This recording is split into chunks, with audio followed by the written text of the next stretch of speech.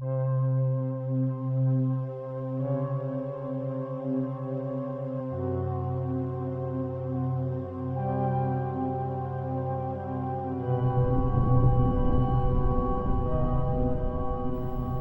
horror fans, it's the stroke of midnight on the East Coast Thursday nights, which means it's time for the Queen of Scream. This is Diana Price, and I'm coming to you tonight with a great show. Tonight we're going to be talking a little bit with Bitsie Tulloch from the NBC series Grimm, which is a great show that I really hope you guys are watching. If you're not, you should be. I know there's so many good horror shows on TV right now, it's hard to keep up. But that's why you have DVR, so use it, and also make sure you check it out. Now, if you haven't tuned into the show before, let me give you a little bit of the basic premise. You know, we're going into the third season here, but the premise of the show is it's kind of a police procedural, and you have your main character, Nick, who is a detective, and in the first season, Nick's Aunt Marie comes to visit him. She's sick with cancer, and she's dying. And what he finds out is that he comes from a long line in his family of Grimms. And basically these are people with a special ability that develops later in life. And this ability is to be able to see these strange half-human, half-animal or creature type characters known as the Vazen. And all of a sudden, you know, he finds himself seeing these little strange glimpses of people transforming into the Vazen characters that they are, and he doesn't know what's going on.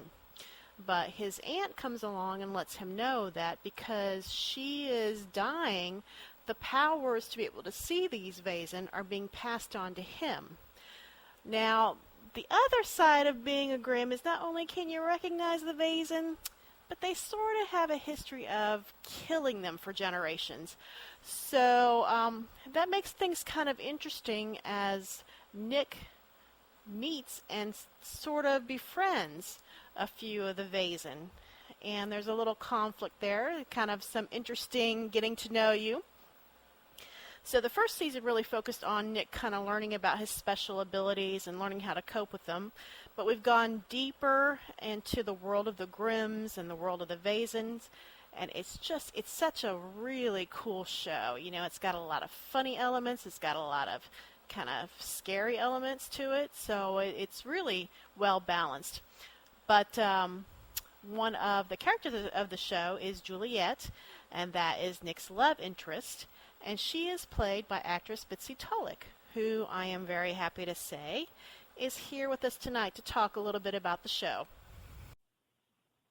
So how are you doing today, Bitsie? I'm doing great. I'm excited to be here. Oh, good. I am so glad to have you here, and I love the show. It's awesome. Thank you. I think everybody's going to be pretty excited for Season 3. The first 2 episodes coming back are still dealing with the zombie storyline, and there was definitely a lot more action sequences and stunt doubles and extras running around than we've ever had before. So I think everybody's going to be pretty pleased. It's like the season finale, but even better. Now, are you still filming some shows in the series for this season? Oh yeah, we're still in the middle of Season 3, Episode 6. So we actually will be up in Portland shooting through mid-April. Now, where we left off last season, well, you went through quite a season last time. First of all, you started out in a coma, a sleeping beauty, so to speak, which, I mean, how great of a gig is that? I know, it's pretty fun for maybe an episode, but then you start getting a little bit bored and just you kind of want your character to wake up. So that didn't take too long before Renard came and kissed me and woke me up from the coma. And speaking of that kiss with Captain Renard, you woke up from your Sleeping Beauty coma, and you two sort of had a little potion-induced obsession with each other. So I think, you know, speaking for many female fans of the show, we really want to know, what was it like making out with Captain Renard? That was really fun. I mean, you know, they're both handsome men. They're both good kissers, so not a bad way to spend a work day. Well, with Grimm, the storyline talks a lot about different kinds of creatures and Vazen, and it's got supernatural elements, which we kind of go along with, and it's fairly easy to believe the way they write it. But one of the things I found the hardest to believe is that when Juliet woke up from her sleep and had amnesia and couldn't remember Nick, and I kept thinking, I don't care what kind of amnesia I have. Nick is not sleeping on the couch. So I have heard that said before or commented on, and at the end of the day, I was just trying to play it real, was just to imagine how scary it would be to not only just to wake up from a coma at all and to have people saying, "Hey, you were in a coma," but also to have what to Juliet was a complete stranger just kind of at the foot of her bed saying how much he loves her, and then more than that, as hard as that was to understand, more than that, when she finally goes to her home, which she totally remembers, and there's these framed photographs of her with some random guy all over the wall, as handsome as he is, that's pretty scary. And I think that the fact that they even tried for a little while to kind of make it work and to try to get comfortable about it, I think says a lot, but at a certain point it was just too much for her. yeah, and you guys finally, we're watching and we're like, please let them get back together. Everybody's pulling for you, and you finally get back together, and you're working it all out, and bam, you get hit with a zombie apocalypse. I mean, I know. I know. It's a way to get thrown into the fire. Like, the penultimate episode was when it really took seeing. Seeing is believing for Juliet, and as much as Nick could talk about all this, it really was the best idea for Monroe and Rosalie and Bud to morph for her, because otherwise she wouldn't have known.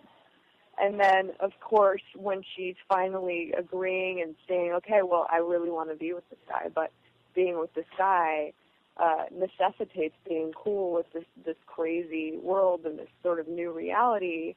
But then it's like, for the very first opportunity to get involved, for it to be a zombie apocalypse, is really testing whether or not Juliet is going to be able to handle this, because that's obviously a really intense storyline. And not only that, but it is kind of like she just got Nick back. She's not about to let him go now. well, and yeah, you and Nick have such a special bond in the show as a couple, but it seems like all the characters have really formed sort of a bond and sort of kind of a quirky little family. Do you think that's kind of part of the key to the success of the show, and maybe because of some good writing that really makes that seem natural? Yeah, I think, the fans are really into this idea of Juliet becoming a part of it now, and this whole Scooby Squad, Grimm gang, where you have a few of us will be running around now trying to help each other out. I think one of the reasons it's so effective is not only that we do have great writers on the show, but also that the actors, we're all really close. I mean, I was out hanging out with David last night, and we were at one of the producers' houses. We had dinner. We're in season 3 of a show, and we constantly hang out. I think a lot of that has to do with the fact that we're on location. It wouldn't, realistically, I'm sure we'd love to see that if we were all in LA, we'd be hanging out this much, but that's just not the case. It feels a little bit like this fun, amazing summer camp. 3 of us live in the same building in Portland, so kind of always hanging out at each other's places, and I think that chemistry translates on screen. Well, and you've got a really cool city to hang out too. I mean, LA I'm sure is nice, but Portland is really a nice place. I've lived there back in the past, so I know that's a cool city. Yeah, it's super cool. David and I were just saying last night how totally lucky we are to be shooting in Portland. We could have easily been shooting, as far as the look of the show, I don't know that LA would have ever worked, but it could have been a number of other places, and Portland's been great. It's really welcomed us with open arms, and the people are awesome, and the food is great, and it's also just beautiful up here. So you said the cast hangs out a lot together, and that you've kind of bonded together. is there anyone in particular that you spend more time with, or that has helped you or been more supportive while you're kind of away from friends and while you're off on set in Portland? I wouldn't single anybody out. I mean, we all tend to hang out as a group, and I probably spend more time with David just because he and I have known each other the longest. We did a movie together about 5 months before we booked Grimm, and we were playing boyfriend and girlfriend in this film. So he and I have known each other longer than the rest of the cast. But we're all really close. Everybody kind of likes to do the same things. We go to movies. You got a group of actors, so there's a lot of movie going, and we go out to dinner and kind of explore Portland. Yesterday, David and I were going to ride bikes, but that didn't end up happening because the weather got kind of a little sprinkly. But yeah, I think as things pop up, Bree and I kind of run around and do girly things together, and I know that the guys go and they work out together and stuff. It's been pretty great. It's a really fun group of people.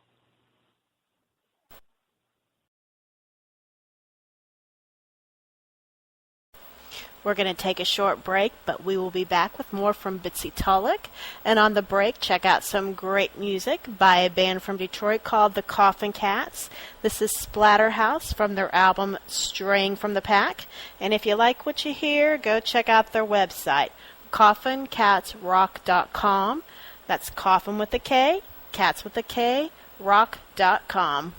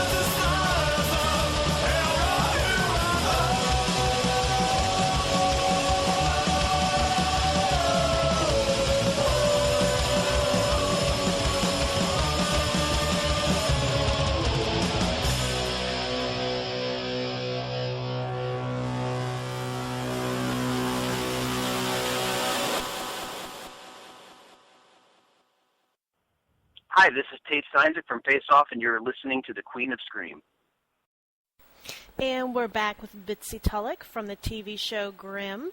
And we were just talking about a little bit before the break how the cast goes out together and goes to movies and works out together. Well, speaking of guys working out, there was a little video I saw on YouTube talking about the infamous shirtless rage incident last season. Yeah. Can we expect any more of that? I 100%, the showrunners are aware of how much the fans love the shirtless rage scene. So I am sure you will probably see more of that, but you might also see a little shirtlessness in other characters. Ooh. Well, I I hope mean, that we're talking about David and not you or you gotta Bree. spread the love with the shirtlessness, you know? Well, we need to get the writers to write in a potion that Rosalie whips up to encourage a little pantless rage maybe this time around. There will be some merrymaking. I know they've already teased that at some point in season 3, Rosalie and Monroe might get engaged. So Aww. they're taking the love to a new level. They are so cute together. But, Yeah, they are. I just have to ask, are you going to hook up with any other cast members this season? I mean, is it going to be Hank this season? I know. I hope not. I just want Julia and Nick to have a little bit of reprieve and a little bit of just some time where they can actually just sit down and be able to be in love without worrying about getting killed by some, murderous assassin running around. But I'm just happy that the two of them can finally, because for 2 seasons she's been so out of the loop. So already just the fact that they can talk about this now has completely changed the dynamic of their relationship in a really positive way. Well, it sounds like from what you've said that you and Monroe won't be getting together. It sounds like him and Rosalie are pretty solid. So, but well, I'm not that excited about becoming the resident strumpet among the group. I'm very happy to be. Juliet is very happy to be Nick's girlfriend, and I still say she was not responsible for anything that happened with Bernard. As popular as that kind of love triangle was, she didn't know what she was doing. Yeah, that was all part of her cat scratch fever. So that's all behind us. But, you did touch on, I knew that you had done Caroline and Jackie with David, where you played boyfriend and girlfriend in that. But you've done some other film work, too. I mean, you had a role in The Artist, which was obviously a very big movie, very successful. And I do understand you have a new film coming out called Parkland. Yeah, Parkland comes out October 4th. I was at the Toronto Film Festival last weekend with it, and it went really well. They premiered, the world premiere was at the Venice Film Festival the weekend before. It has an amazing cast. It's Paul Giamatti and Billy Bob Thornton, Jackie Weaver, Marcia Gay Harden, Ron Livingston, David Harbour, Tom Welling, Zac Efron. The cast was pretty stellar. It's actually one of the best cast movies I've seen. Everybody, even, it's very much an ensemble film. There's no one character really who has so much more to do than everybody else. And one of the things I think it's so compelling is that it's not really about JFK or Jackie or Lee Harvey Oswald. It's about all these secondary characters who were so important in the few days after the assassination. I play Marilyn Fitzman, who was Abraham Zapruder's secretary. And Zapruder was the guy who had gone out into Dealey Plaza on that day, just a civilian who was videotaping, and he was the one who got the kill shot from about 20 yards away. So, and I was out there with him. So it's a very emotional film, but I have to give a lot of credit to Peter Landesman, who's a first-time director who also wrote this beautiful script, and Tom Hanks and Gary Getzman from Playtone who produced it, because, it's a story that we all know. We all know the outcome. We know JFK died, but so for a movie to be that gripping and to sort of inspire such a feeling of being on the edge of your seat, I think was very impressive, considering the fact that we all know the outcome. Yeah. I'm excited for people to be able to go see it. Were you a little intimidated being with so many wonderful actors? Not that, you don't work with wonderful actors every day, but, it's kind of a pretty big film, pretty big names in it, or very respected names. Yeah, I was a little scared at first. Paul Giamatti is one of my favorite actors, so I was a little nervous about working with him. But the second you start filming and you're in character, all of that goes away, and it really just becomes what the relationship was about between those two characters. It's not really about Paul Giamatti or Bitsie Tulloch. It's about Marilyn Fitzman and Abraham Zapruder. So I was kind of excited that those nerves went away pretty quickly, but I was definitely nervous. So now that comes out October 4th, correct? Uh-huh. And then Grimm premieres October 25th, so you got a pretty big month coming up. I know, October's a big month. It's exciting. I know you said you guys don't actually wrap up filming till April on the series, but do you have a vacation scheduled in there anywhere or some kind of break? No, we got up July 15th and we shoot for basically 9 months straight. We have 2 weeks off over Christmas, but we don't wrap season 3 until mid-April. Oh, wow. Yeah, well, 1 hour drama, 22 episodes. It takes a while. We also generally take a little longer than other 1 hour dramas just because there's a lot of VFX and, some of the action sequences can take a long time to rehearse and shoot. Is there one particular thing that you're most proud of the work so far on this new season of Grimm? I don't know that proud's the right word. I've been really excited to be part of the Scooby Squad, and I've been having a blast with David just shooting scenes where our characters can actually finally talk about Vesson and this, it's for her learning this new dialogue and this kind of dictionary of various creatures and stuff, and getting to know that. I think it's been eye-opening and also just been pretty fun for the character. You finally get to be part of the Scooby Gang. Yeah. Well, I always tell everybody, if you are not watching Grimm, you really need to be checking it out. It's fun, it's creepy, it's sexy. It really has something for everyone. It's just such a great show. Thank you. Yeah, I feel that way too. It's, you have the procedural aspect. If you're into procedurals, there's the sci-fi fantasy genre fans, there's the romance that's funny. You have characters like Wu and Monroe that are just constantly hilarious and fun to watch. And also that's just the mythology I think is so interesting, and it's been great to be shooting season 3 now, and I know Jim Calfa and David Greenwald, our showrunners, have been having a blast just delving deeper into that mythology and creating this sort of Vesson family tree. Well, like I said, make sure you tune in on October 25th to the premiere of Grimm and check out her movie Parkland that debuts that comes out on October 4th. And I just want to thank you again, Bitsie, for sitting down and chatting with us. I know you're just crazy busy. Absolutely, anytime. All right, thank you so much. Thank you. Bye. So be sure to check out Grimm on Fridays starting October 25th. But another great show that you can check out on Friday nights until then is Haven on Sci-Fi.